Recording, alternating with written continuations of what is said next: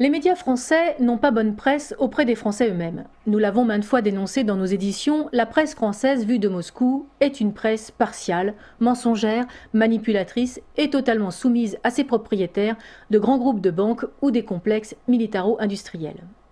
Deux sites internet français consacrés aux médias et aux journalistes publient quasi simultanément un article et un sondage qui confirment cette appréciation, mais chez les Français eux-mêmes. Le site observatoiredesmedias.com publie une tribune du journaliste Emmanuel Daniel sous le titre « L'impossible autocritique des médias ». Rappelant que la France n'est qu'au 38e rang mondial pour la liberté de la presse et que, sans les aides de l'État, la plupart des journaux mettraient la clé sous la porte, Emmanuel Daniel dénonce le corporatisme, l'autocensure et l'aveuglement idéologique qui empêchent la profession de faire son autocritique pourtant nécessaire. Un Français sur deux n'a pas confiance dans les médias qui lui sont proposés. Et pour cause. Est-il normal qu'Arnaud Lagardère, un marchand d'armes tributaire des commandes de l'État, soit à la tête du premier groupe de presse français ? Ou qu'en 2008, la compagne du ministre des Affaires étrangères soit parachutée à la tête de l'audiovisuel extérieur français. Et où diable sont les articles qui nous expliquent pourquoi la France est 38e au classement de la liberté de la presse, derrière le Niger. Si des journalistes français s'y essaient, ils se retrouvent très vite mis au banc médiatique et paient de leur carrière une tentative suicidaire.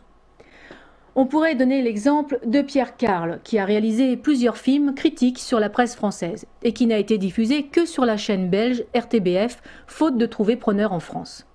On se souviendra également de l'émission Arrêt sur image, débarquée de la télévision publique, car elle mettait à mal tout le mainstream médiatique français et la pensée unique qui sévit sur le petit écran, quel que soit le groupe de médias. Dénonçant les liens, ou plutôt les chaînes, qui se tendent entre annonceurs et médias, où les ministres, de droite comme de gauche, leurs épouses, les grands patrons et les rédactions dans une coucherie salace et exhibitionniste, l'article omet toutefois de donner la raison d'une telle déchéance du quatrième pouvoir.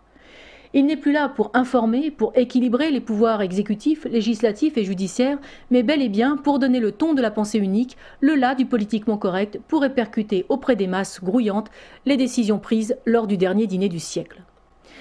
Mais le plus étonnant dans cette histoire est la lucidité des Français, tout au moins des internautes. Et c'est l'OJIM, l'Observatoire des journalistes et de l'information médiatique, qui permet de s'en faire une idée précise avec la publication d'un sondage réalisé auprès de plus de 5000 internautes. Cette toute nouvelle structure, dont le credo est « Soyez informés sur ceux qui vous informent », montre à quel point les médias traditionnels sont en perte d'influence. Nous vous invitons à vous rendre sur le site de l'OJIM pour consulter cette enquête dans son intégralité, mais en voici les grandes tendances. Pour 75% des personnes interrogées, Internet est le média qui respecte le plus la liberté d'expression et la diversité d'opinion. La télévision est bonne dernière avec seulement 1% d'opinion. Internet est d'ailleurs pour 94% le média le plus indépendant. Pour 86% des personnes interrogées, les journalistes sont ou à gauche ou très à gauche.